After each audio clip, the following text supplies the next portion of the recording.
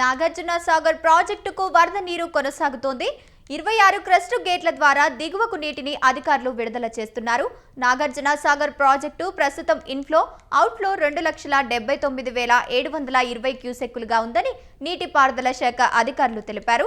ఇక నాగార్జున సాగర్ ప్రాజెక్టు పూర్తి స్థాయి నీటి మట్టం 590 అడుగులు కాగా ప్రస్తుత నీటి మట్టం 587 అడుగులుగా ఉంది.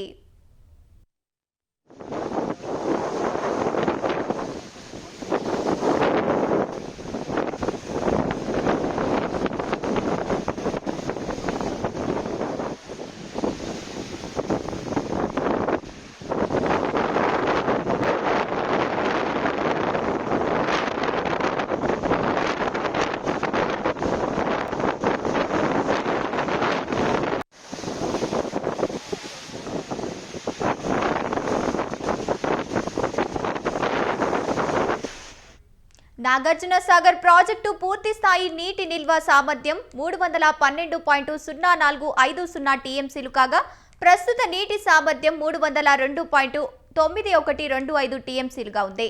నాగార్జున సాగర్ ప్రాజెక్టు జల విద్యుత్ కేంద్రంలో విద్యుత్ ఉత్పత్తి కొనసాగుతోంది. ఇక మరోవైపు నాగార్జున సాగర్ ప్రాజెక్టుకు గేట్లు ఎత్తడంతో పర్యాటకులు పెద్ద సంఖ్యలో తరలివస్తున్నారు. పోలీసులు భారీ బందోబస్తు ఏర్పాటు చేశారు.